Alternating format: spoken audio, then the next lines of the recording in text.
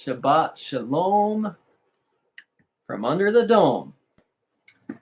And hopefully everyone's doing all right with your souls being afflicted today on the Day of Atonement. If some of you chose to do the fast for the sake of the Ecclesion group according to the Zadok Calendar. And I have greatly afflicted my soul. My soul is very afflicted because I tried to get across the Canadian border, and I did cross the Canadian border. I just got turned around and they didn't let me through. And so that was very soul afflicting. They also gave me a fine because I tried a third time and they were getting annoyed by me, and they searched my vehicle till they found something against me. So I've actually lengthened my fast a little bit because I wasn't really hungry or thirsty when I was trying to cross. And they turned me down the first time on the night of the 22nd. Then I tried again the 23rd. Then I tried again the 24th. And interestingly, I was in another country on September 24th, which last year I was in the United Kingdom on September 24th. I flew out to the UK on September 24th. So I think that was kind of interesting.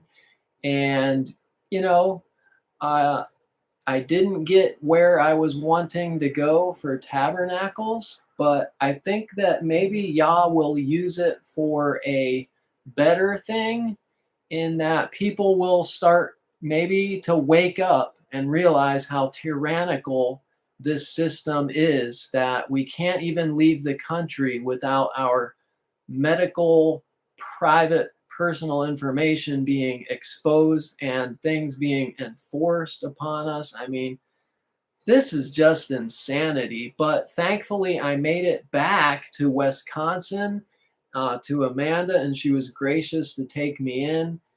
And we're having a holy convocation, so I got here just in time. We're going to break our fast when the sun goes down. Amanda is going to make something delicious. And I do want to show that also she might play us a number on the piano. Not very likely. She does play piano, folks. So she is a pretty cool cat.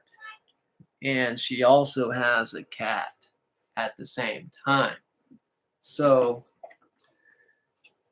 let's begin in the Day of Atonement. We have a bunch of really important information to get into. This is going to be university level. This is not going to be some little fun, lovey-dovey sermon that you get a lot of times in churches. This is going to be deep, and if you really want to soak this in, you're going to have to really focus, guys. And I think some of us are going to be extra focused in the Ruach because we're fasting. And that, I think that's going to help us. So good to see you, Anthony Dickinson and Andrea.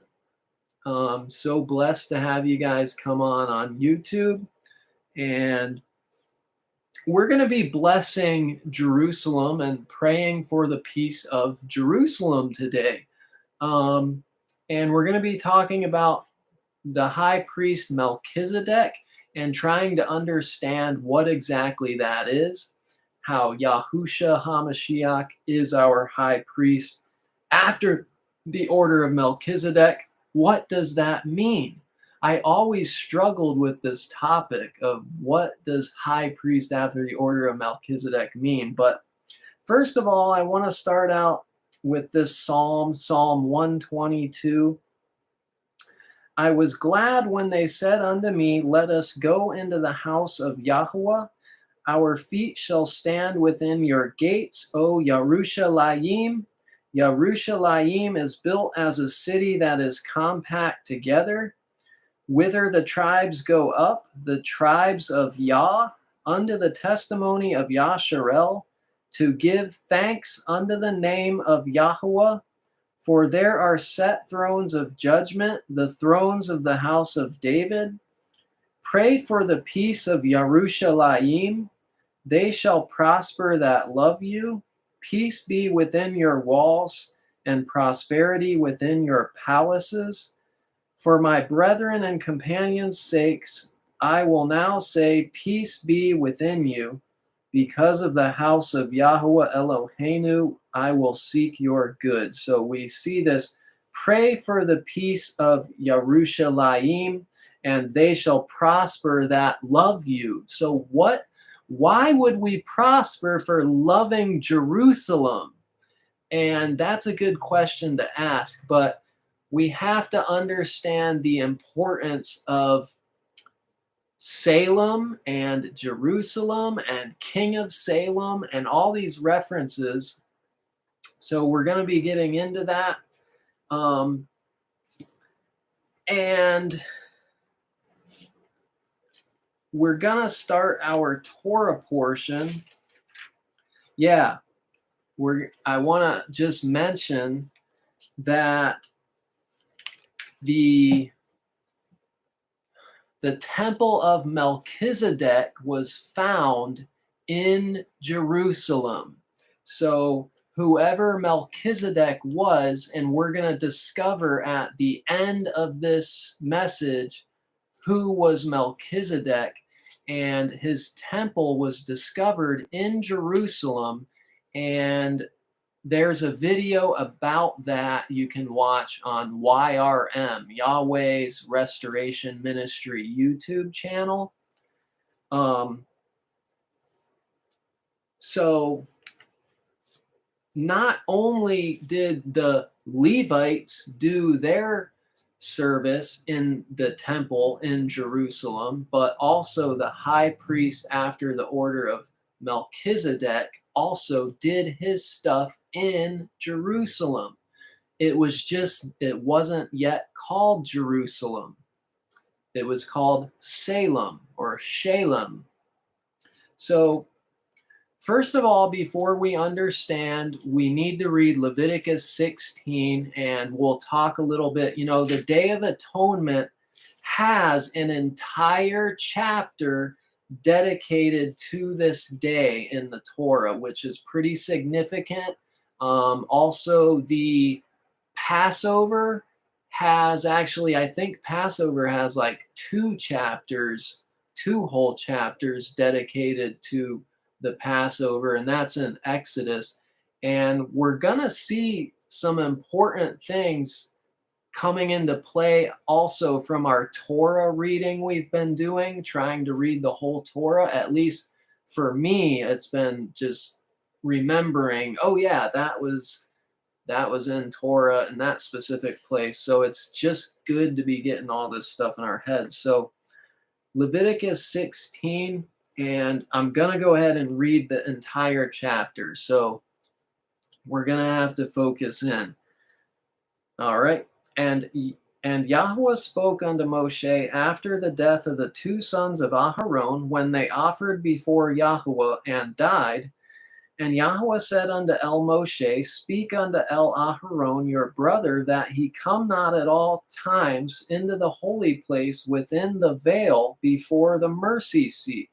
And remember, mercy seat is Kippurim or Kippur in Hebrew. And that's where you get Yom HaKippurim, Day of Atonements, which is upon the ark, that he die not, for I will appear in the cloud upon the mercy seat. Thus shall Aharon come into the holy place with a young bullock for a sin offering and a ram for a burnt offering. He shall put on the holy linen coat, and he shall have the linen breeches upon his flesh, and shall be girded with a linen belt, and with the linen turban shall he be attired. These are holy garments. Therefore shall he wash at his flesh in water, and so put them on. And we've read in Exodus about the making of the holy garments, the linen breeches. Shalom Latanya on Facebook. And he shall take of the assembly of the children of Yasharel 2 kids of the goats for a sin offering, and 1 ram for a burnt offering. And Aharon shall offer at his bullock of the sin offering, which is for himself, and make an atonement for himself and for his house. And he shall take at the 2 goats and present them before Yahweh at the door of the tabernacle of the assembly. And Aharon shall cast lots upon the 2 goats, 1 lot for Yahweh and the other lot for Azazel. Now we need to understand Azazel. We're going to explain what Azazel is in just a minute. And shalom, Jeremy, to you.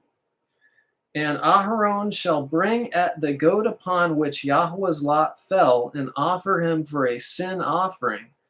But the goat on which the lot fell to be for Azazel shall be presented alive before Yahweh to make an atonement with him and to let him go for Azazel into the wilderness.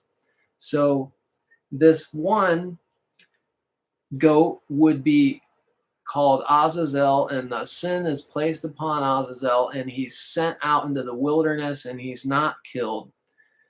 And Aharon shall bring at the bullock of the sin offering, which is for himself, and shall make an atonement for himself and for his house, and shall kill at the bullock of the sin offering, which is for himself. And he shall take a censer full of burning coals of fire from off the altar before Yahweh, and his hands full of sweet incense beaten small, and bring it within the veil. And we need to remember that veil as well. That's important, the veil. And he shall put at the incense upon the fire before Yahweh, that the cloud of the incense may cover at the mercy seat that is upon the testimony, that he die not. And he shall take of the blood of the bullock and sprinkle it with the finger upon the mercy seat eastward, and before the mercy seat shall he sprinkle of the blood with his finger 7 times. Then shall he kill at the goat of the sin offering, that is for the people, and bring at his blood within the veil, and do with at that blood as he did with the blood of the bullock, and sprinkle it upon the mercy seat and before the mercy seat. Here we see the other goat that does not get set free, that is the innocent goat that did not have the sin placed upon him, will be killed. So 1 goat set free with the sin, and 1 innocent goat killed. And he shall make an atonement for the holy place because of the uncleanness of the children of Yasharel, and because of their transgressions and all their sins. And so shall he do for the tabernacle of the assembly that remains among them in the midst of their uncleanness. And there shall be no man in the tabernacle of the assembly when he goes in to make an atonement in the holy place until he come out and have made an atonement for himself and for his household and for all the assembly of Yasharel.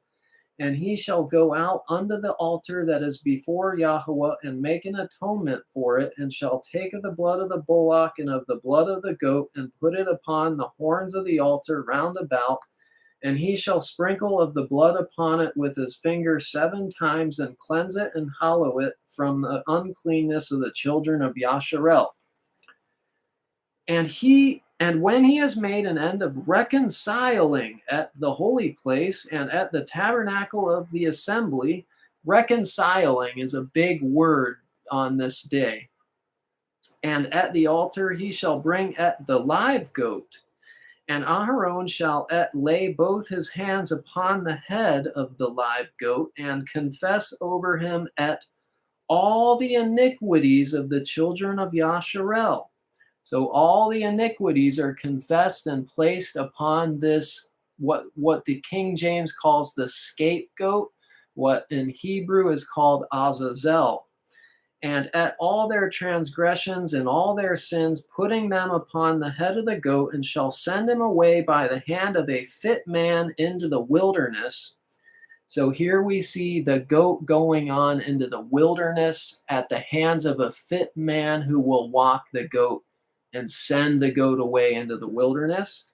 And the goat shall bear upon him at all their iniquities unto a land not inhabited, and he shall let go at the goat in the wilderness. And Aharon shall come into the tabernacle of the assembly, and shall put off at the linen garments which he put on when he went into the holy place, and shall leave them there. And he shall wash at his flesh with water in the holy place, and put on at his garments, and come forth and offer at his burnt offering and at the burnt offering of the people, and make an atonement for himself and for the people. And at the fat of the sin offering shall he burn upon the altar. And he that let go at the goat for Azazel shall wash his clothes and bathe at his flesh in water, and afterward come into the camp. And at the bullock for the sin offering, and at the goat for the sin offering, at whose blood was brought in to make atonement in the holy place, shall one carry forth without the camp, and they shall burn in the fire at their skins, and at their flesh, and at their dung. And he that burns them shall wash his clothes and bathe at his flesh in water, and afterward he shall come into the camp. And here we go. And this shall be a statute forever unto you, that in the 7th month, on the 10th day of the month, that's today, hallelujah, ye shall afflict at your souls, and do no work at all, whether it be one of your own country or a stranger that sojourns among you. For on that day shall the priest make an atonement for you to cleanse you, that ye may be clean from all your sins before Yahweh. It shall be a Shabbat of rest unto you, and ye shall afflict at your souls by a statute forever. And remember, we went over already, I believe, was it last Shabbat, about afflicting our souls being directly connected to fasting from food and water. And the priest whom he shall anoint, and whom he shall consecrate at to minister in the priest's office in his father's stead, shall make the atonement, and shall put on at the linen clothes, even the holy garments, and he shall make an atonement for at the holy sanctuary, and he shall make an atonement for at the tabernacle of the assembly, and for at the altar, and he shall make an atonement for the priests and for all the people of the assembly. And this shall be an everlasting statute unto you, to make an atonement for the children of Yasharel for all their sins once a year. And he did as Yahweh commanded at Moshe. So considering that we do not any longer have the Levitical priesthood, it seems of utmost importance of this Day of Atonement that we understand who is our priest and our high priest, and how exactly does this work. And from here, we're going to go ahead and look at Azazel. We're going to go ahead and look at what Azazel is. And if we look in the book of Enoch, Enoch actually, shows us a lot, gives us a lot of insight for scripture, and lots of things that were lost that you just wouldn't thought were gone forever, but they've came back to life in these last days. But Enoch 8:1 says, moreover, Azazel taught men to make swords, knives, shields, breastplates, the fabrication of mirrors, and the workmanship of bracelets and ornaments, the use of paint, the beautifying of the eyebrows, stones of every valuable and select kind, and all sorts of dyes, so that the world became altered. Impiety increased, fornication multiplied, and they transgressed and corrupted all their ways. So we see Azazel is an angel, is a fallen angel in the book of Enoch.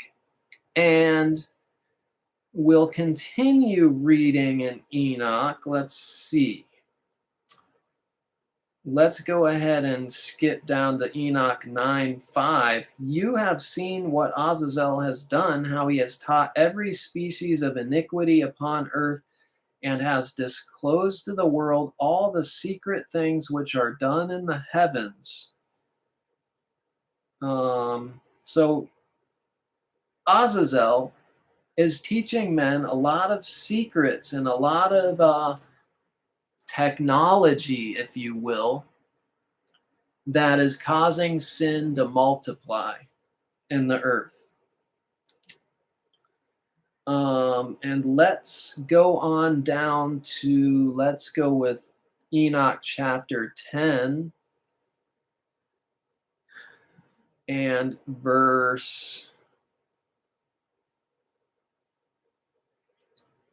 let's read from the beginning. Then El Elyon, the great and holy one, spoke and sent Arshalayur to the son of Lamech, saying, say to him in my name, conceal yourself. Then explain to him the consummation which is about to take place, for all the earth shall perish. The waters of a deluge shall come over the whole earth, and all things which are in it shall be destroyed. And now teach him how he may escape, and how his seed may remain in all the earth. Again, Yahweh said to Raphael, bind Azazel, hand and foot, cast him into darkness, and opening the desert which is in the Dudael, cast him in there. Throw upon him hurled and pointed stones, covering him with darkness. There shall he remain forever. Cover his face, that he may not see the light, and in the great day of judgment let him be cast into the fire. So Azazel, and I think I might have skipped one.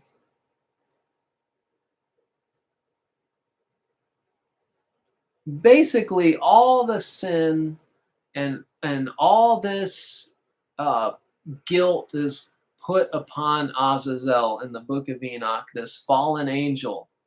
And this gives us insight. And they also cast him out into the desert or the wilderness, this Azazel, binding him hand and foot. So we see this idea of where Azazel came from. It came from the fallen angel who was blamed for all the iniquity. All the crimes of man were placed upon Azazel, the fallen angel. So now that we understand who Azazel is, and a goat is sent away into the wilderness, and we know that a goat is killed, but the scapegoat is set free. The goat who committed the crime gets set free, and the goat who didn't have the sin upon him is slain. So now we need to connect. Let's see. Let's go ahead from here and let's go to Matthew chapter 27. Let's go ahead and make this connection of Matthew 27, verse 16. And we're going to see this obvious comparison. And they had them a notable prisoner called Barabbas, right? We know Barabbas. This is the criminal who they wanted to set free, and they rather to kill Yahusha HaMashiach. And take note that Barabbas means son of the Father. That is what Barabbas literally means, son of the Father. Now, interestingly, in this verse, in the NIV, it actually says that this man, Barabbas, his name was actually Jesus Barabbas. So he had possibly the Messiah's first name. Jesus, son of the Father, was who was set free, and Yahusha HaMashiach was killed. So a very similar thing here going on with two, just like the two goats would seem to be equal, but one the lot falls on him to be killed, and he's innocent, and one is set free who was a criminal. That's what happened. Therefore, when they were gathered together, Pilate said unto them, Whom will ye that I release unto you, Barabbas or Yahusha, which is called Mashiach, son of the Father, or Yahusha, Mashiach, who is also son of the Father? So what a coincidence. There are no real coincidences. There's God incidents. So we see son of the Father, Barabbas, and Yahusha HaMashiach, son of the Father in heaven. And they say, but the chief priests and elders persuaded the multitude that they should ask for Barabbas and destroy Yahusha.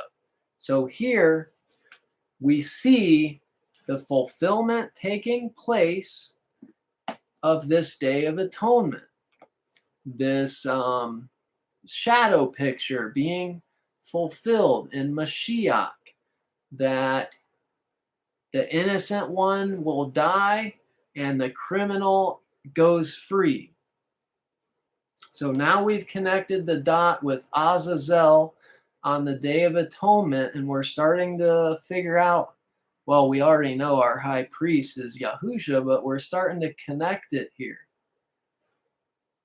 And that's a good question, Pepper. Is Azazel also Hasatan? And I'm not exactly certain if that particular fallen angel was the serpent in the garden. I don't think it says, but you would have to wonder. So now we're making these connections and this fulfillment of Messiah. Oh, I skipped Enoch. Actually, one more I did skip. Enoch 55:5.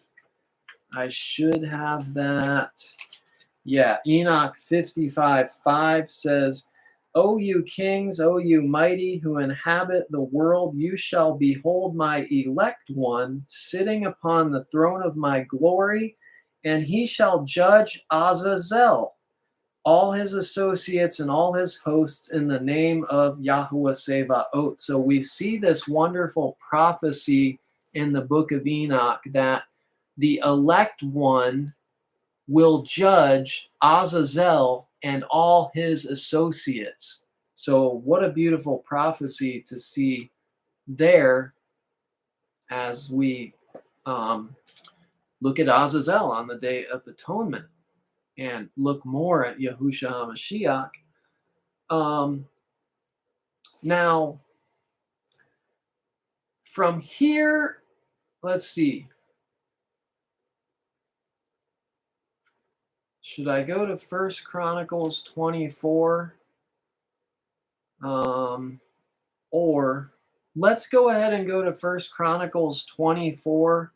And forgive me if I have this out of order a little bit and the way that I should go over everything. But basically, we need to understand the priestly courses, and as we get more towards Melchizedek here, we need to understand this Zedek or Zadok.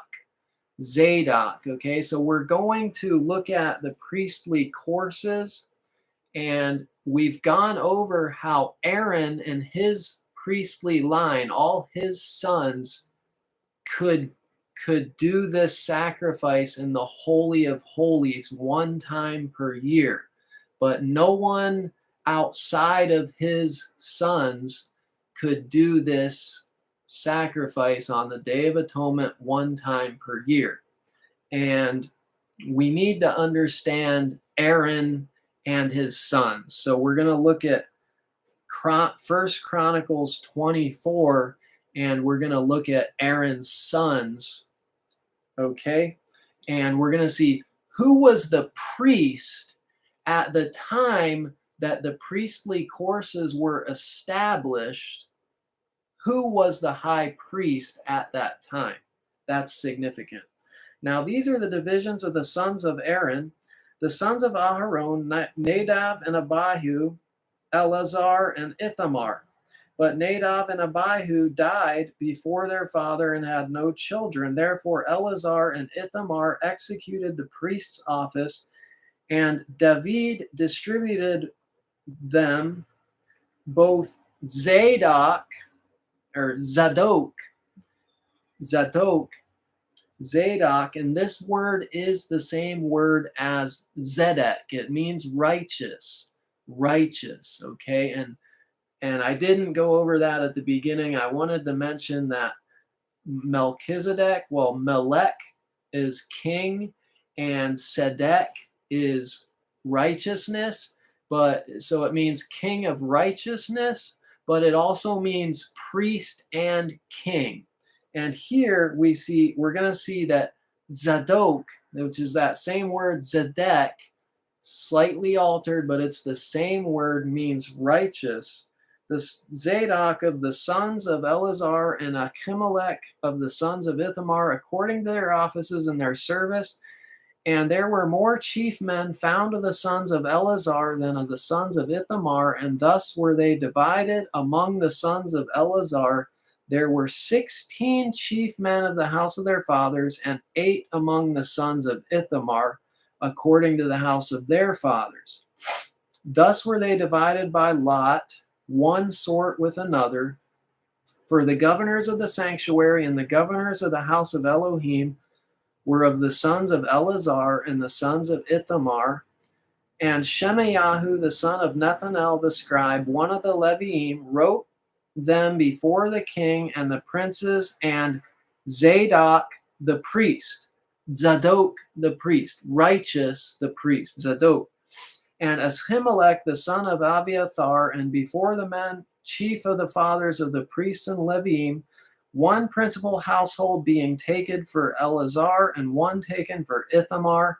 Now the first lot, and we're going to see 24 lots of the priestly line of Aaron, and this is going to be called the Zadok priestly, the Zadok priesthood, basically. It's of the Levites. It's a special sect of the Levitical priests who could go in to the Holy of Holies on the Day of Atonement. So this was like an elite group of Levitical priests and the sons of Zadok. And this is going to connect something important we need to understand for the Feast of Tabernacles, as well as the calendar. This is why I follow the Zadok calendar, and I want to kind of help people understand that. But Zadok the priest and Ahimelech the son of Abiathar, and before the chief of the fathers, I already read that. Okay. Now the first lot came forth to Yahu-Yarim, the second to Yedaiah, the third to Harim, the fourth to Seorim, the fifth to Malchiyahu, the sixth to Meyamim, the seventh to Coats, the eighth Abiyahu, the ninth Yeshua, the 10th Shechanyahu, the 11th Elishiv, the 12th Yakim, the 13th Kupa, the 14th Yeshevav, the 15th Bilgah, the 16th Immer, the 17th Kezir, the 18th Pitzeretz, the 19th Pethakiah, the 20th Ezekiel, the 21st Yakin, the 22nd Gamal, the 23rd Deliahu, the 24th Maazyahu.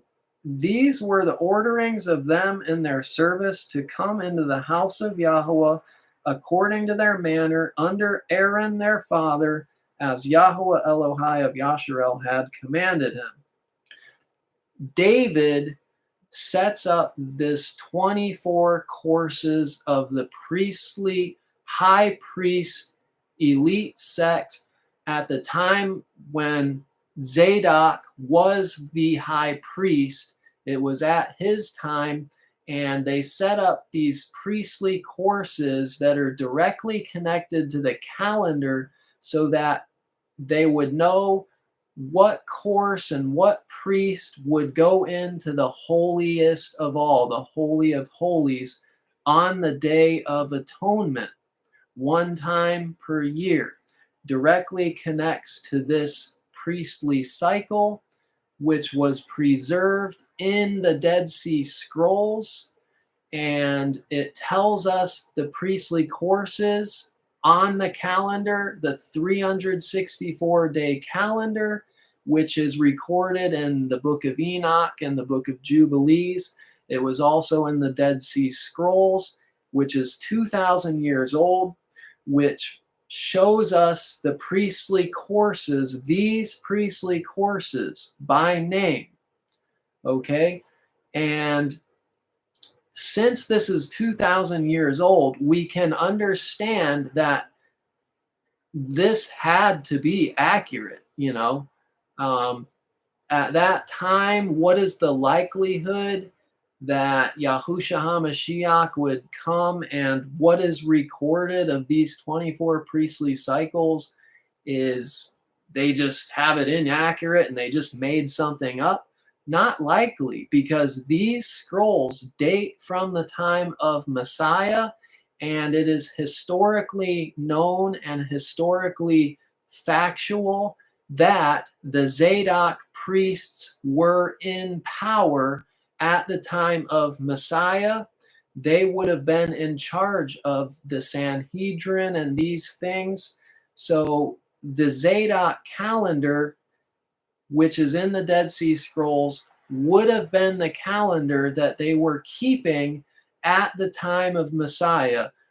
Regardless if you want to agree that they were on the wrong calendar, it doesn't matter. But what is important is this is what Messiah would have, this would be the calendar that he was following in his time, was this what we call the Zadok calendar, because it has these priestly courses preserved for, it basically goes for 6 years where it alters each year. Then on the 7th year, it repeats back to the first year, and it just keeps repeating. It's a special, intricate cycle. So I want us to understand that as we are on the calendar which we're on, which is actually, they call it Yah's Enoch calendar, but I refer to it as the Zadok calendar because it's, and actually the Zadokim were, this is what people don't like, that were the Sadducees. Zadokim, Sadducees, which rejected Messiah. But they were in power, okay? They were in power over the calendar and the priestly service, just the way it is. And so I want to connect that little important point there about the calendar. So the high priest was who? Zadok. Zadok was the high priest. Let's flip over to Ezekiel 44:15. And we're going to see this anointing upon the priesthood of the Zadokim, the Zadok priests. And I guess I didn't mark this, but this will be Ezekiel 44:15. Yeah, this is university level, guys. We got to focus in. Ezekiel 44:15. But the priests, the Leviim, the sons of Zadok, that guarded at the watch of my sanctuary, when the children of Yasharel went astray from me, they shall come near to me to minister unto me, and they shall stand before me to offer unto me the fat and the blood, says Adonai Yahuwah.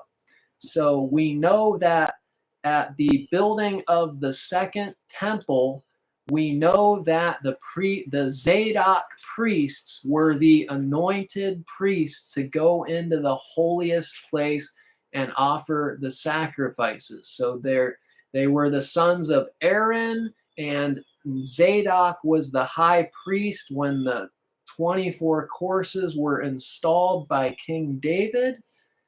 And when around the time when the first temple was built. So we want to make that point because Zadok is the same word as Melchizedek. Melchizedek. It's connected, and we need to make these connections of Melchizedek and the high priest of Zadok, and we're going to find that Yahusha didn't come from Aaron and from the tribe of Levi. He came from the tribe of Judah. So we see this little dilemma. What's the dilemma? I do want to highlight one in Zechariah chapter 3. And there was just so many important scriptures to go over, but here's another one. And who is the high priest when the second temple is rebuilt and established? When they are come back out of Babylon, they rebuild the second temple.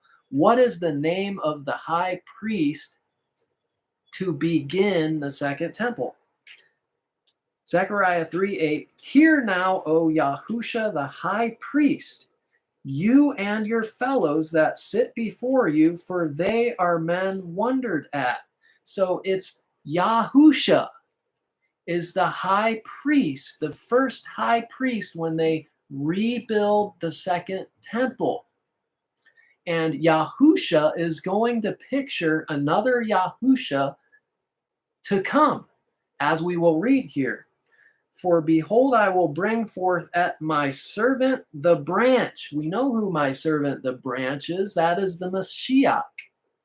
For behold, the stone that I have laid before Yahusha, upon one stone shall be 7 eyes. And we know the 7 eyes are directly connected to Mashiach. He has the 7 eyes, which are the 7 spirits of the 7 assemblies.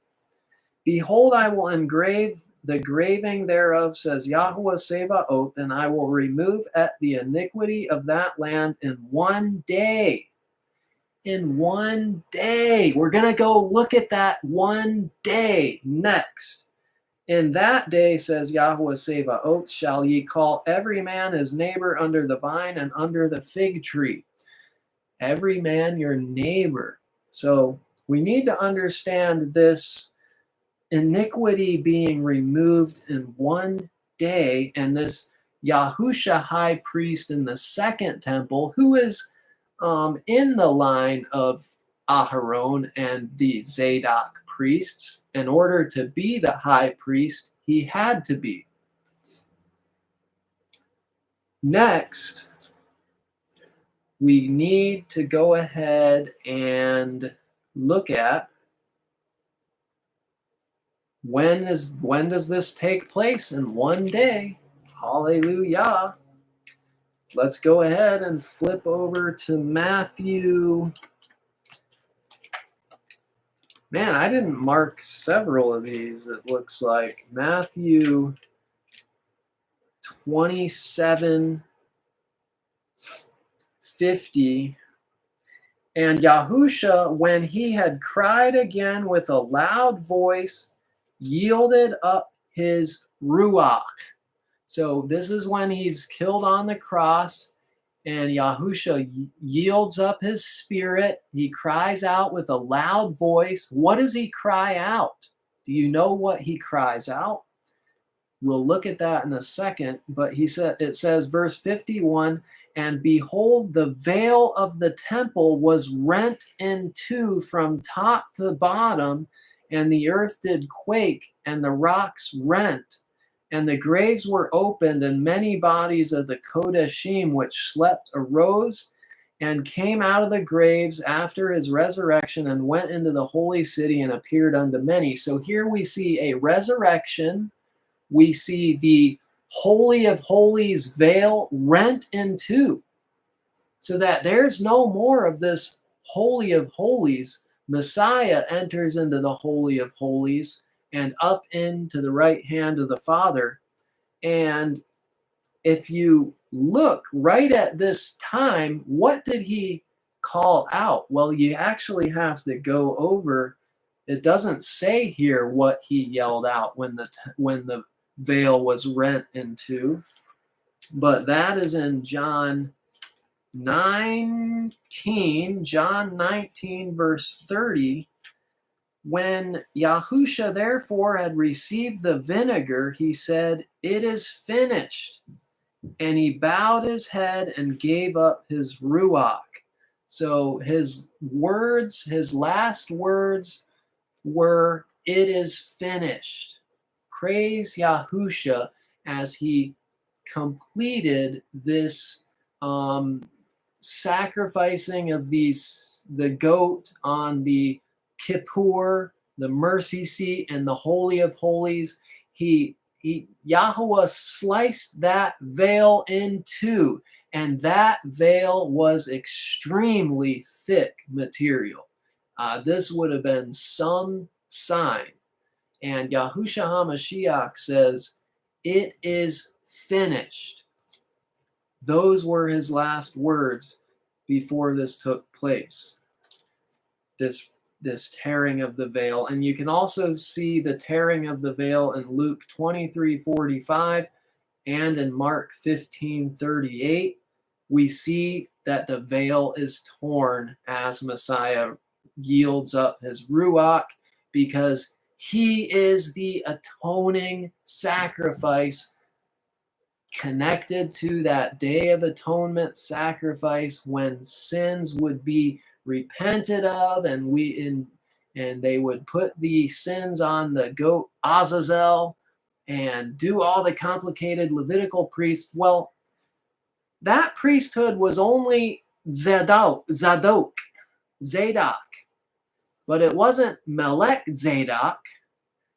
That's why Yahusha is special, because it had to be Melchizedek priesthood. Okay? King and priest. King and high priest. So let's try and look at that. Let's try and look at when was Yahusha anointed to be the high priest after the order of Melchizedek? When was he anointed and installed to be the high priest after the order of Melchizedek? And who is Melchizedek? Two more things we got to uncover and discover before we finish this Day of Atonement message. Man, this is exciting stuff, guys.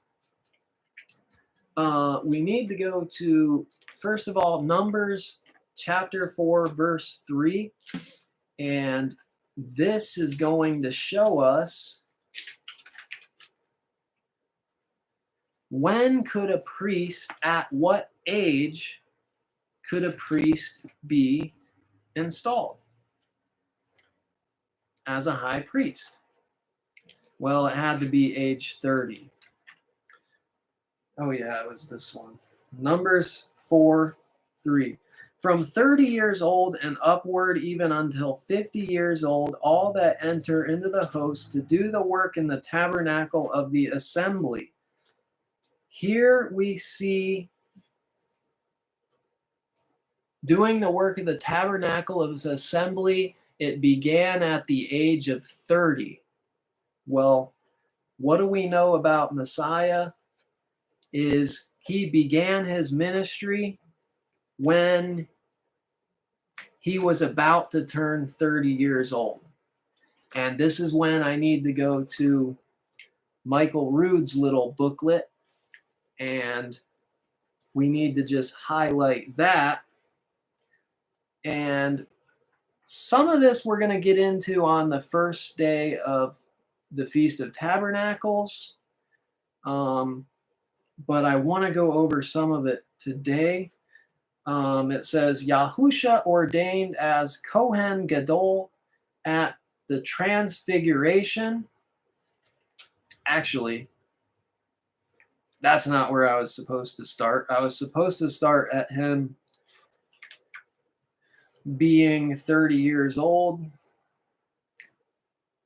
Yeah, he has a little section about the Zadokim being in power at the time of Messiah, proving that it had to be this Zadok priestly course, which was preserved in the Dead Sea Scrolls. Let's see here. I don't know which tab I need to go to. Okay, it's this one.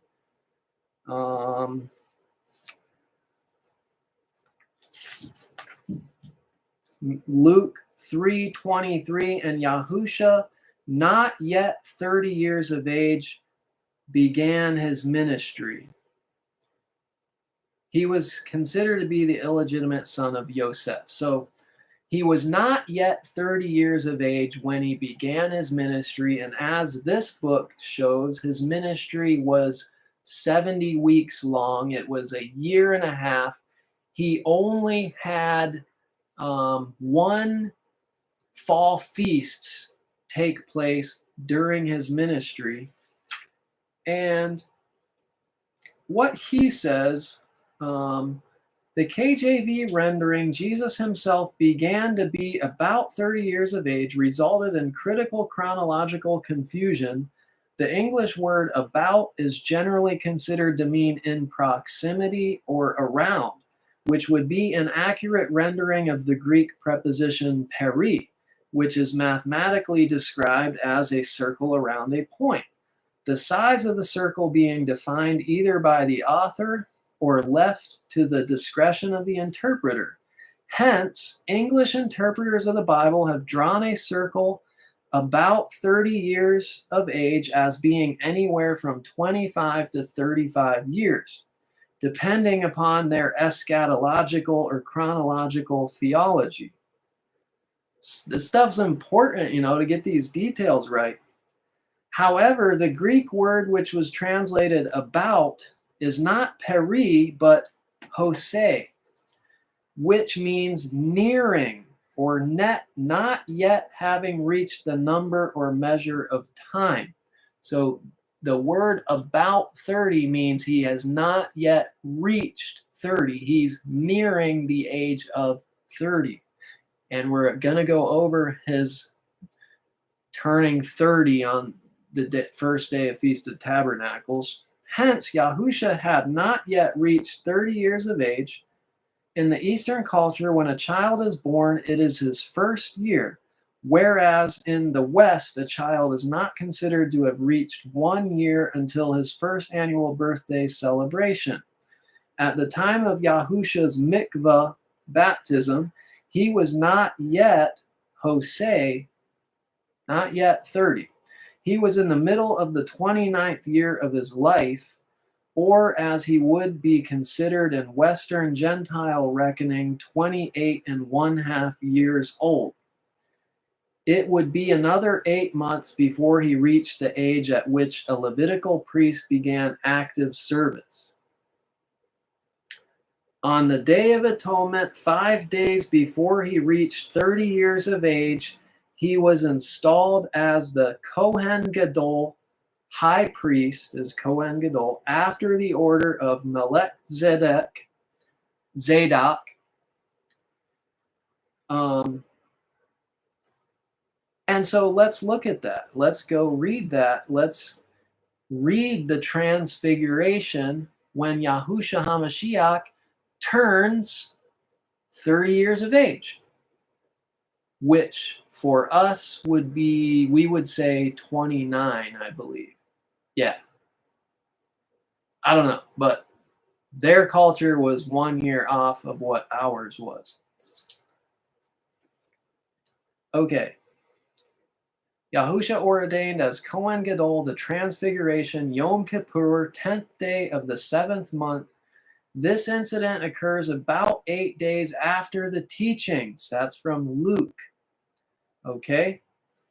So it's, they really do emphasize chunks of days in the Gospels, if you pay attention to those days, which he has done, he's nailed down the timeline of when everything took place. And Matthew 17:1 says, after 6 days, Yahusha took Kepha, Yaakov, and Yochanan his brother apart and brought them up into an high mountain, and he was transfigured before them, and his face shined as the sun, and his garments were as white as light. And there appeared to them Moses and Elijah talking with him. Kepha said to Yahusha, Master, it is good for us to be here. If you will, let us make 3 Sukkot, tabernacles. Here, one for you, one for Moses, and one for Eliyahu. While he spoke, a bright cloud overshadowed them, and behold, a voice out of the cloud said, boom, this is my beloved son in whom I am well pleased. Shema, hear and obey him. Here we see the ordination of Yahusha after the order of Melchizedek, king and high priest, at the transfiguration. And why would Peter want to make tabernacles for Yahusha, Moses, and Elijah? Well, because they were right at that time of year where they had to build a sukkah somewhere around Jerusalem and make appearance in Jerusalem at the Feast of Tabernacles. So here we see Yahusha being ordained as the high priest after the order of Melchizedek on the Day of Atonement. And he will go into the holiest of all places, and he will be slain, and he will say, it is finished, and he will be the atoning sacrifice. And by the way, if you've listened to any of, what's his name, the discoveries of Ron Wyatt, he supposedly discovered the Ark of the Covenant in Jeremiah's grotto, and he went under and dug under and pulled out all the rubble, and he got to the mercy seat, and he saw that blood had trickled down from above onto the mercy seat. He tested the blood that was on the mercy seat, and it was 23 chromosomes. Now, normally it was a unique type of blood that did not include the father's blood, which we would typically have another 23 chromosomes. So that's just an interesting thing to think about, Ron Wyatt's discovery about that blood when he was slain actually trickling down the rock's rent, and that blood goes upon the mercy seat, which was buried at that time. Very possible, and makes a lot of sense, since on the Day of Atonement, they sprinkled the blood upon the mercy seat, the kippur in Hebrew, the kippur. That's where the blood was sprinkled, hence Yom Kippurim, Yom HaKippurim. Man, we're connecting the dots in a huge way. And you know, the book of Hebrews tells us a lot of information. And,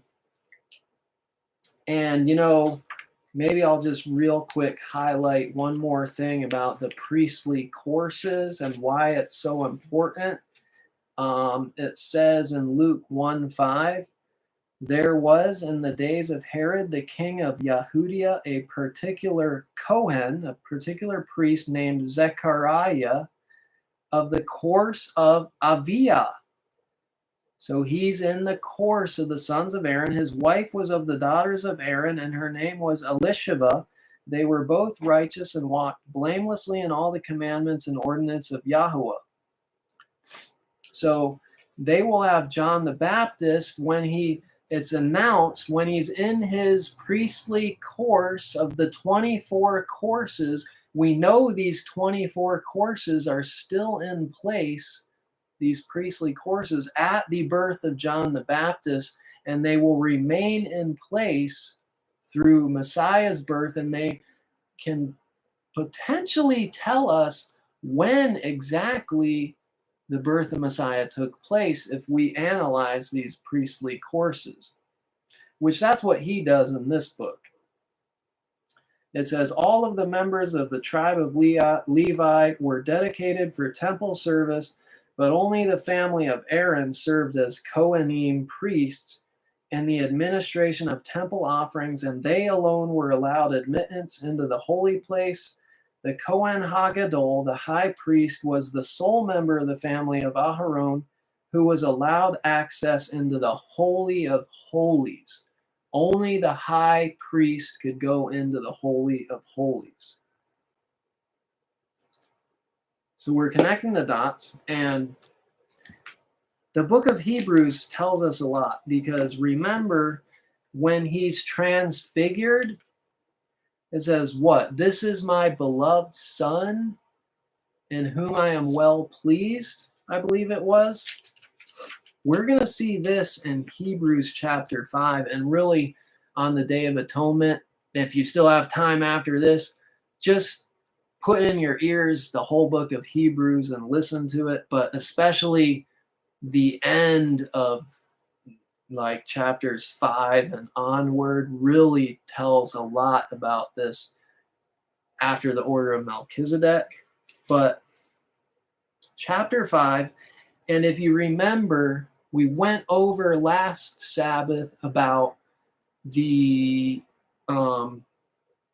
Sabbath that is being highlighted in chapter 4, and then it goes on talking about the high priest, and it goes on talking about he's tempted in all points as we were, and it says, let us come boldly unto the throne of grace that we may obtain mercy and find grace to help in time of affliction. In the time of affliction where they afflict their souls, which we see in the Aramaic, that this was referring directly to the time of afflicting your soul, which was the Day of Atonement.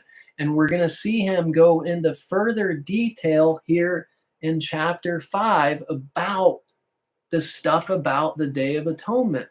It says, for every high priest taken from among men is ordained for men and things pertaining to Yahweh, that he may offer both gifts and sacrifices for sins, who can have compassion on the ignorant and on them that are out of the way, for that he himself also is compassed with infirmity, and by reason hereof he ought, as for the people, so also for himself, to offer for sins.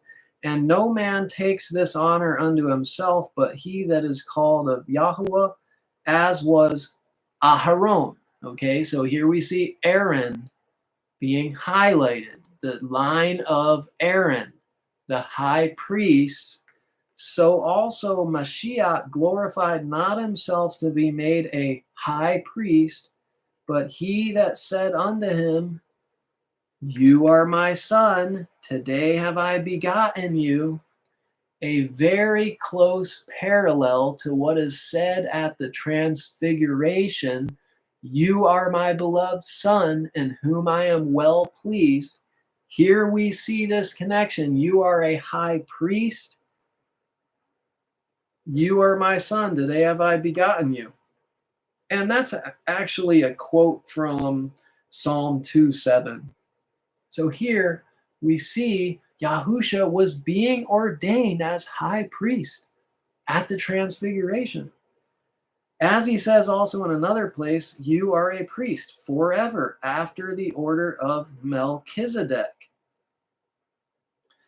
And that's a quote from Psalm 110. So Hebrews here makes it really quite clear of the connection of Day of Atonement, the high priest, Yahusha HaMashiach, becoming the high priest when he turned 30 at the Day of Atonement in the fall feasts times, because that's when he would have been born, was in the 7th month in the fall period. Psalm 110, we'll look at that real quick. It says, Yahweh said unto my Adonai, sit at my right hand until I make your enemies your footstool. Yahweh shall send the rod of your strength out of Zion. Rule in the midst of your enemies. Your people shall be willing in the day of your power. In the beauties of holiness from the womb of the morning.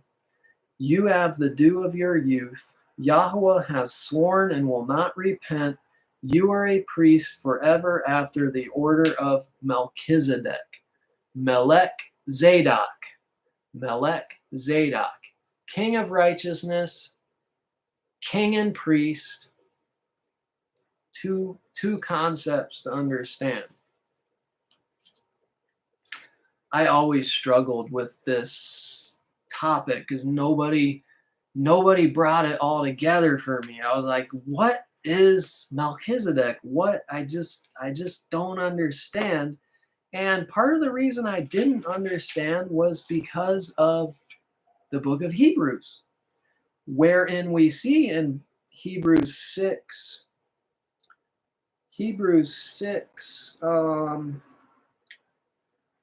maybe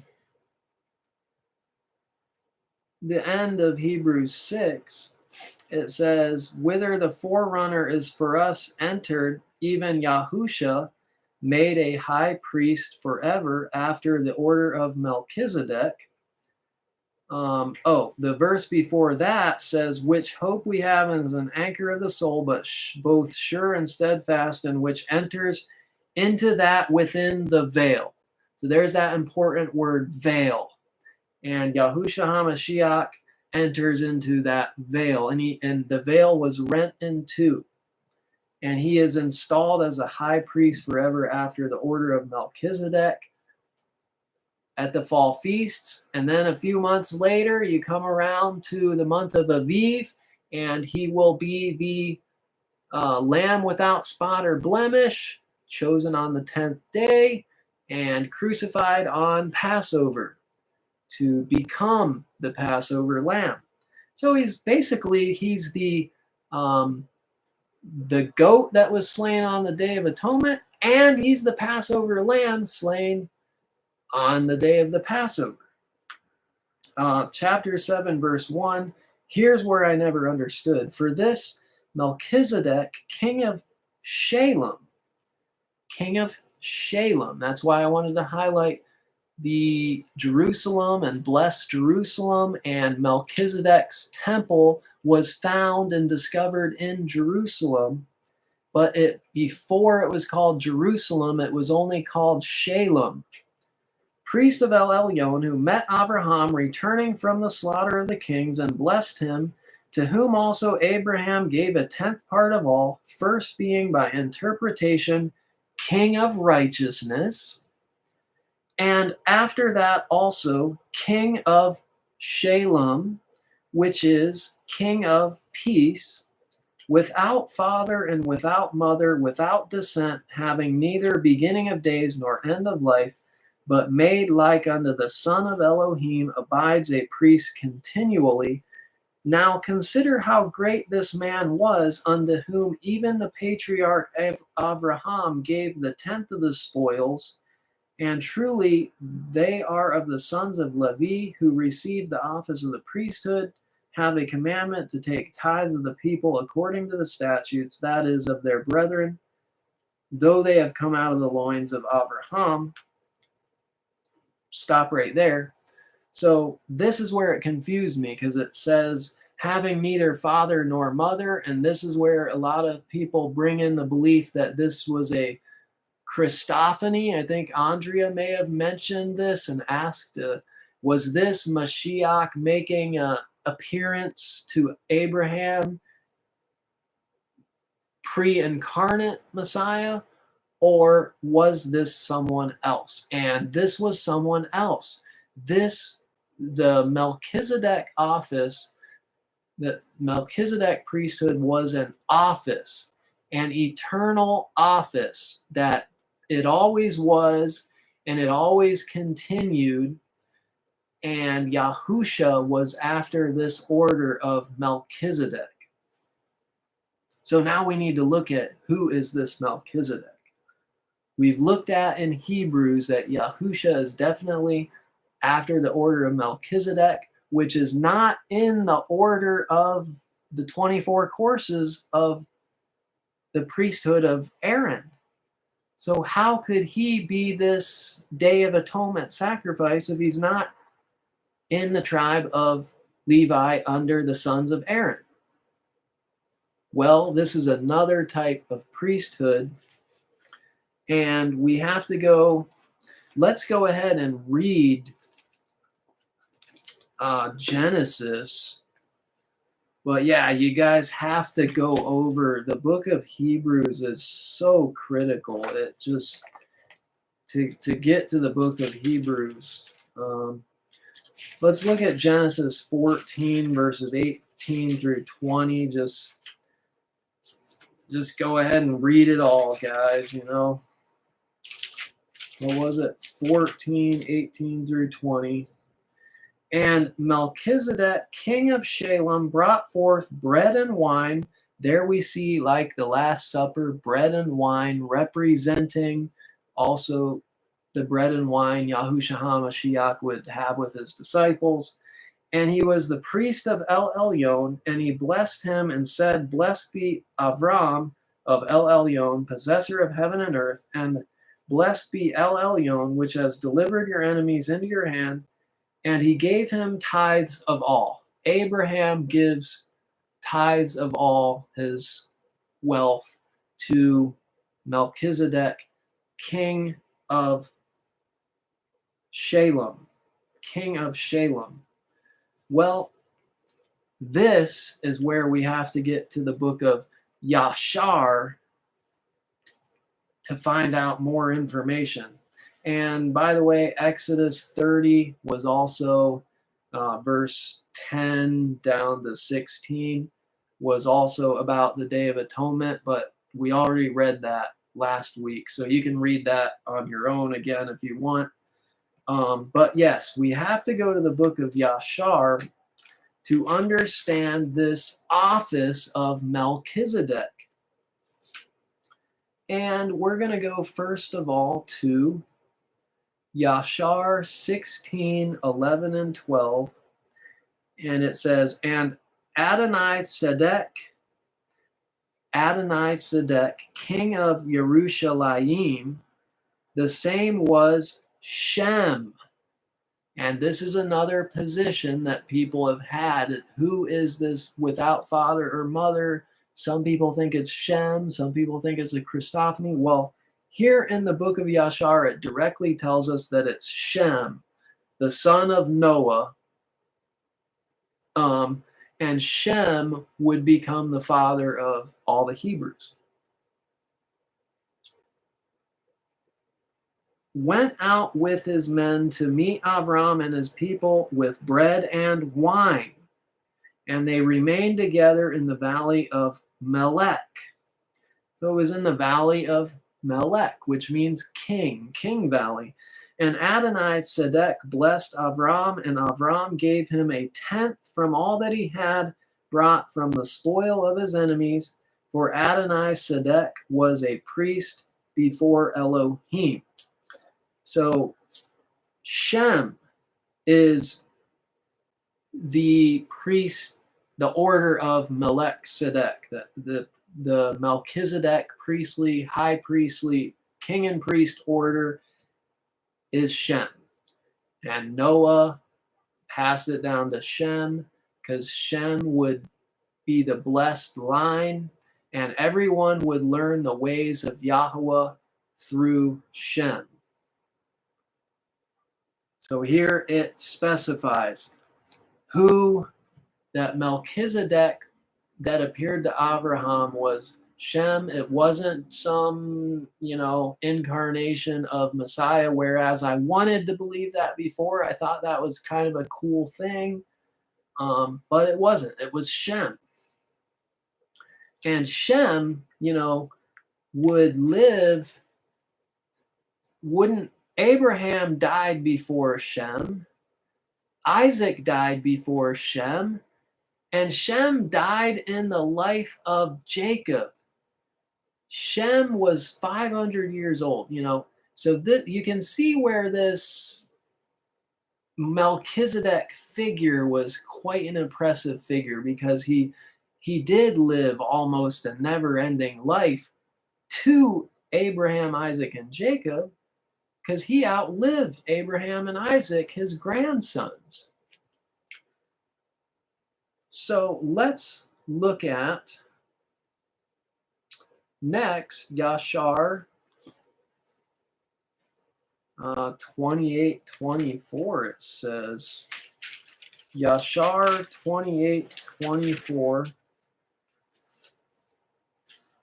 says, and it came to pass in those days, in the 110th year of the life of Yitzhak, that is, in the 50th year of the life of Yaakov, in the year that Shem died, the son of Noah.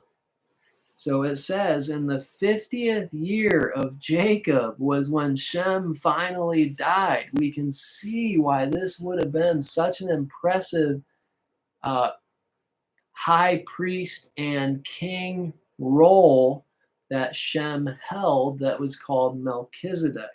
In that year died Shem, the son of Noah. Shem was 600 years old at his death. So Shem was 600 years old. You can see where this would almost seem eternal, because he was born way before Abraham and he died way after Abraham.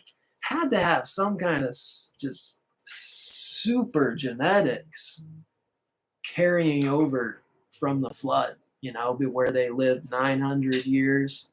He had something lingering from those times of the genetics. And let's go ahead and look at Yashar 10, verse 30. Yashar 10, verse 30. What does that one say? Isn't this great stuff? Yashar 10:30. And some of the children of Shem, son of Noah, father of all the children of Eber. And remember, we went over this before, the Eber, the Hebrews. That's where we get our word Hebrew from, Eber, Hebrew, Eber. It changes through language, but this Eber was a grandson of Shem, and they would begin to be called Hebrews. So Shem was the father of all the Hebrews. So this shows us this high priesthood of Melchizedek. Let's go to the next one. 24:17. Yashar 24:17. I know everyone can't exactly look at the book of Yashar. You can look at it online, but Yashar 24:17 says, and when the days of their mourning passed by, Abraham sent away his son Yitzhak, and he went to the house of Shem and Eber to learn the ways of Yahweh and his instructions, and Abraham remained there 3 years. The house of Shem and Eber, Hebrew. This is where Hebrew comes from. This house, this Melchizedekian temple, which was discovered in Jerusalem. I'm telling you, you got to look at this archaeological discovery on this video. They're learning the ways of Yahweh under Melchizedek at the house of Shem and Eber, the Hebrews. They're becoming Hebrews. They're learning the ways. They're learning the Torah, guys. This is what doesn't get told to us of them learning the Torah before Moses came along. Well, this is why Melchizedek and that order of high priest is important to understand, because they were learning the ways of the Torah and of Yahweh at this house of Shem and Eber, where they would become known as Hebrews. This is where Abraham learned, and it was in Shalem, Jerusalem. 28:18, Yashar 28:18 says, at that time Yitzhak sent his younger son Yaakov to the house of Shem and Eber, and he learned the instructions of Yahweh. And Yaakov remained in the house of Shem and Eber for 32 years. And Esau, his brother, did not go, for he was not willing to go, and he remained in his father's house in the land of Canaan. So you see, Jacob, Yitzhak, Abraham, all learning the Torah and the ways of Yahweh in the house, in the temple of Shem and Eber, who was the high priest after the order of Melchizedek, who Abraham gave a tenth of all to Shem, his grandfather, because this was the high priest. This was the house where to learn the ways of Yahweh before there was the Torah of Moses written down. They were learning it at this temple of Melchizedek, Zadok, who also is an important high priest, Zadok, which means righteous, Melchizedek. Zadok Calendar connects to the priestly courses, which was installed, which was the calendar at the time of Messiah. The Zadok priestly courses, it's preserved in the Dead Sea Scrolls. We know our calendar. We understand Melchizedek is an office. That's why it doesn't have father and mother. It's an office. It's not, it wasn't some angel or a Christophany. It's an office. But the sons of Aaron did not possess the fullness of that office. They were only Zadok priests, righteous priests. But they weren't kings, because the kings were of the tribe of Judah. But Yahusha usurps that priest and king office and becomes Melchizedek. Looks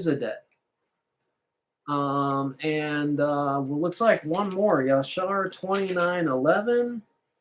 And Yaakov was very much afraid of his brother Esau, and he rose up and fled to the house of Eber, the son of Shem, and he concealed himself there on account of his brother. And Yaakov was 63 years old when he went forth from the land of Canaan.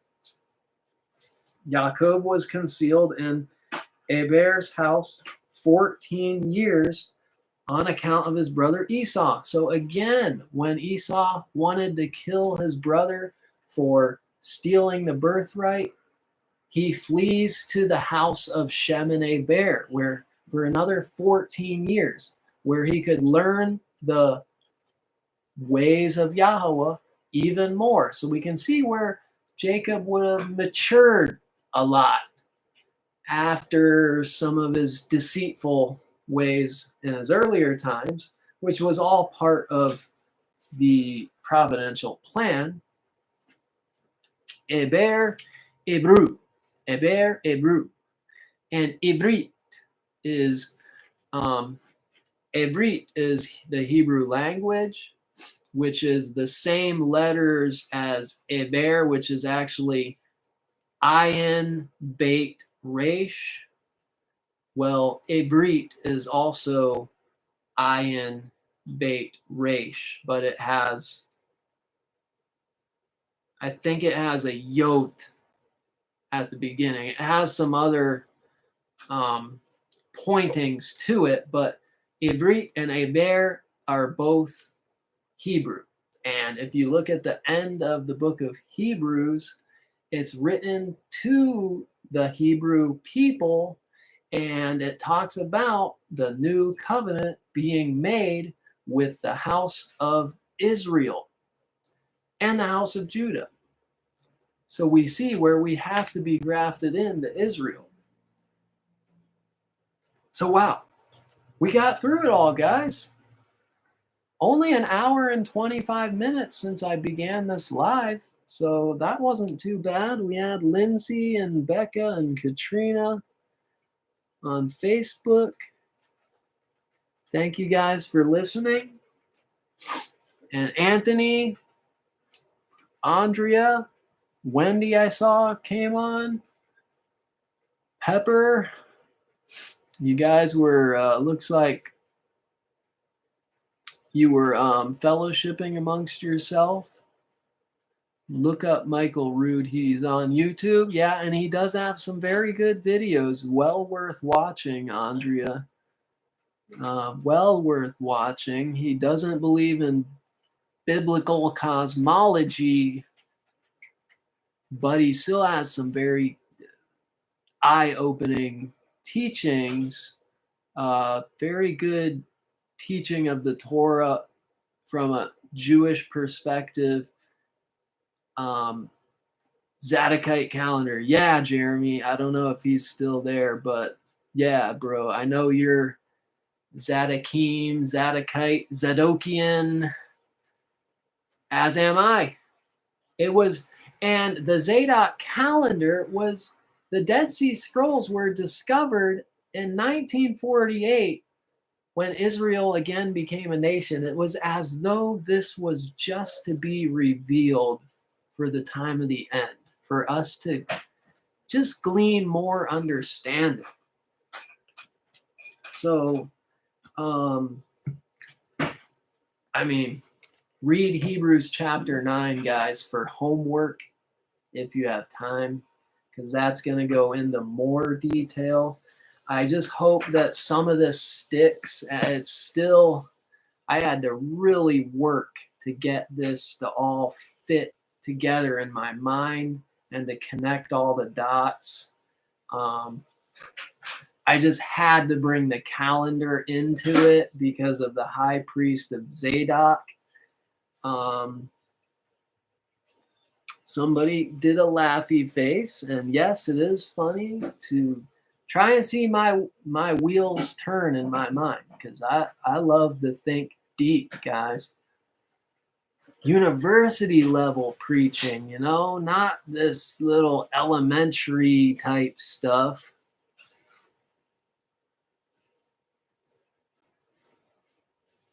Yeah, I think one of the first people that showed me the Zadok calendar was Jeremy, I think. He's one, I saw him post about it and I looked into it. Him and another brother named Doug helped me to look at the Zadok calendar and to become a Zadokite or a Zadokian, Zadokim, a Sadducee. Oh man, maybe we don't want to be a Sadducee.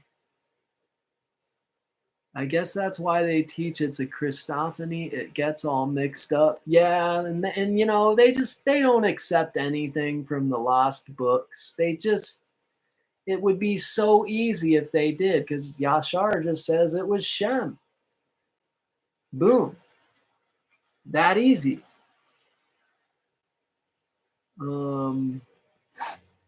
But it's according to faith, what books you can believe in, you know? Yeah, shalom, Wendy. Good to see you on here. Didn't Abraham reside with Noah for 14 years as well, or was it 10? I don't remember that detail, bro. I'm not sure. Yeah, Vice 7 or Vice 7. Shalom. God bless. Yah bless. I did watch a couple of his videos at the beginning of my learning. Got to get back to them. He's pretty good.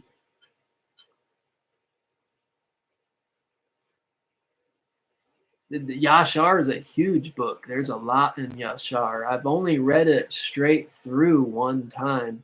I've gone back to it a number of times at just certain chapters. So break your fast, guys. Remember, I found that thing in the Hebrew. Evening unto evening, you cease your Sabbath at evening. And that's still the 10th day, guys. So we're not even fasting away the whole 10th day Sabbath. We only have to fast until sundown, and then we break fast and we have a feast. So everyone should be celebrating with a feast tonight of some kind. Hallelujah. Latanya likes homework. Good, good. Yeah, read Hebrews 9, and really, you almost have to go Hebrews 5 through 13. I like to just listen to it on audio when I'm driving. So there we go, guys. We've afflicted our souls. We've tried to repent of sin. And now we'll be back tomorrow for Shabbat. And unfortunately, because of my travels and trying to get into Canada, I just haven't had a lot of time to put aside to what I want to talk about. The topic of everlasting covenant is what I want to talk about tomorrow. But having had to put together this message and then tomorrow another message is pretty hard. So it might be a light Sabbath tomorrow, but that almost never happens with me, a light Sabbath. Even when I say it's going to be that, it ends up being at least an hour. But thank you guys for being a holy assembly with me, a holy mikra, a Kodesh mikra, as we're supposed to do. Praise Yah, Andrea. You know, those comments really build me up, because the wind was knocked out of me from going to the border and not getting through. But I got in Canada. And I'm telling you, people got to wake up. You ain't going to be able to leave the country. You ain't going to be able to do nothing without that double snake bite jab in your arm. Gah!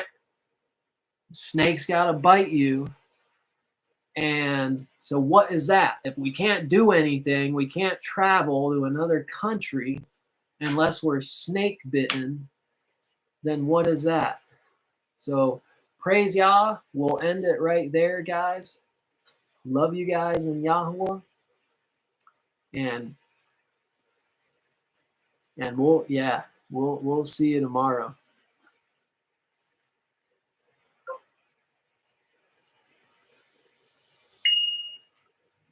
Off on Facebook, and they're trying to make it come here. If they can get it, well, they're closing us into this country, so we can't get out to try and get that control. They're trying real hard. Shalom and Yah bless, YouTube.